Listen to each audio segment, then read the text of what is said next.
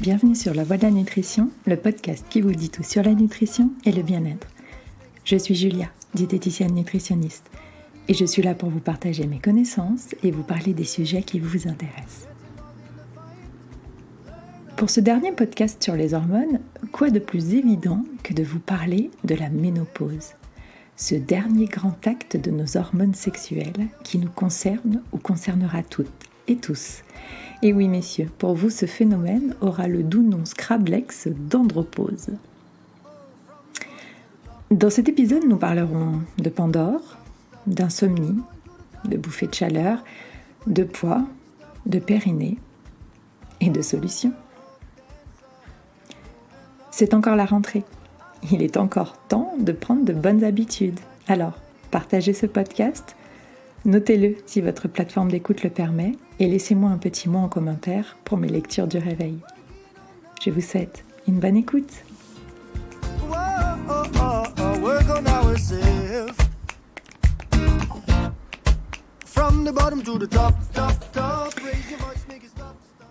La ménopause, qu'est-ce que c'est ? Eh bien, tout d'abord, mettez-vous en tête que ce n'est rien de pathologique. Ce n'est pas une maladie ou un dérèglement. C'est simplement un phénomène naturel qui marque l'arrêt de la possibilité d'être enceinte. C'est le strict opposé de la puberté. À terme, cela se caractérise par l'arrêt définitif des règles. Mais plus globalement, la ménopause entraîne un bouleversement hormonal immense qui affecte beaucoup d'aspects du fonctionnement de notre corps. Chez les hommes, c'est un peu différent, car si, dès 45 ans, la sécrétion des hormones sexuelles et notamment la testostérone diminue considérablement, elle ne devient pas totalement inexistante et la procréation reste donc possible. La nature, dans son objectif de survie et donc de reproduction, a fait les choses bien, en nous épargnant des grossesses à risque et pathologiques.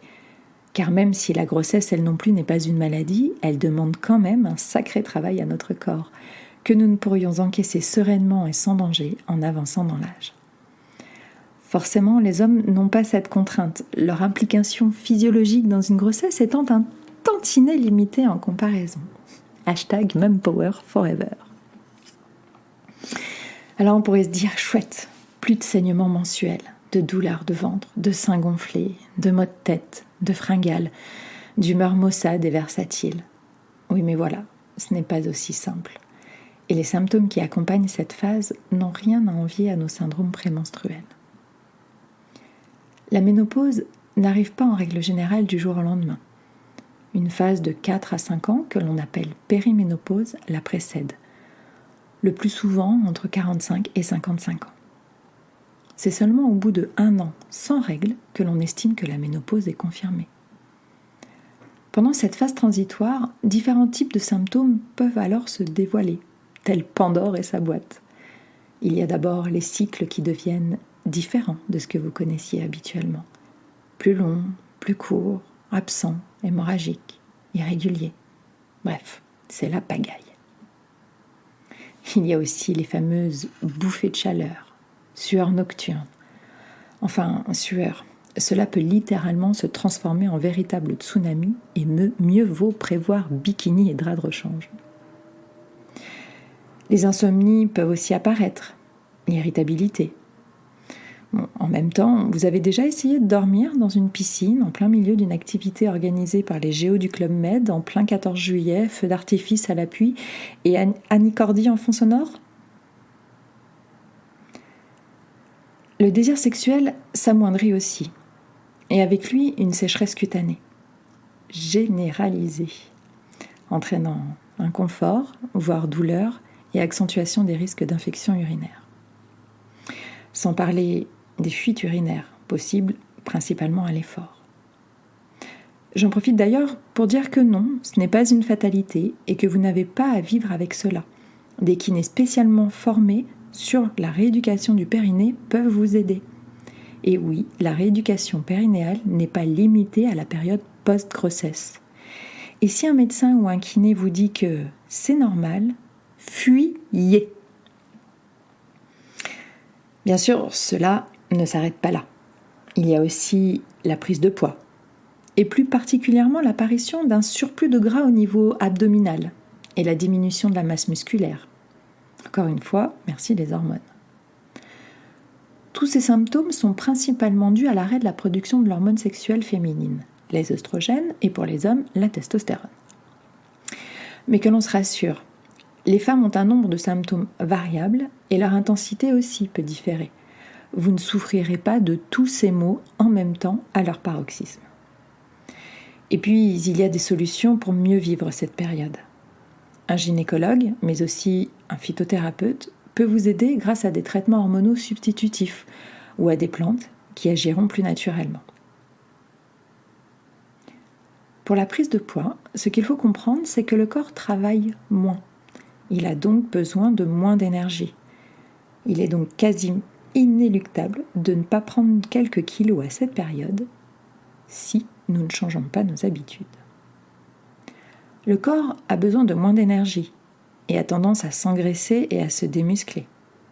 Les 2 règles de base sont donc d'augmenter la dépense énergétique et de diminuer les apports caloriques. Donc, on bouge, on s'active pour entretenir notre masse musculaire et on mange en adéquation avec nos besoins, donc de façon équilibrée et de qualité. Les changements ne devront pas être draconiens, sous peine de voir son métabolisme diminuer encore, s'endormir encore plus. D'ailleurs, si on vous le conseille, là aussi, fuyez et laissez cette personne aller prendre un café avec les médecins et gynécologues cités plus haut. Je ne le répéterai jamais assez, douceur et bienveillance avec notre corps.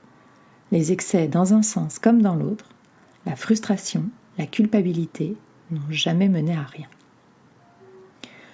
De petits changements quotidiens feront la différence, que ce soit sur l'activité physique, aller marcher 8000 pas au lieu de 6000 habituels, rajouter une balade à vélo le dimanche, ou sur l'alimentation, un verre de vin au lieu de 2 à l'apéritif du vendredi soir, supprimer le sucre dans le café, finir les légumes plutôt que les féculents, manger plus de poissons.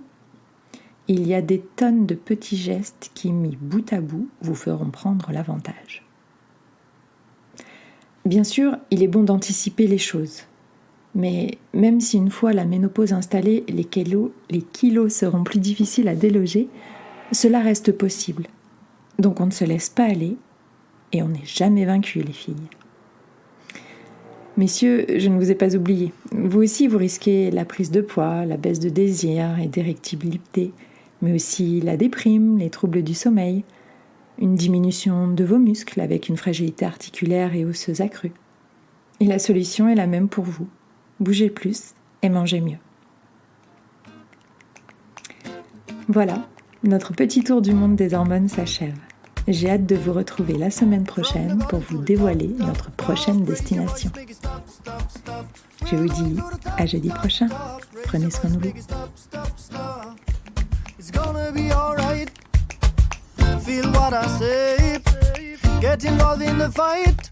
Learn how to play. We have faith in our dreams and direction.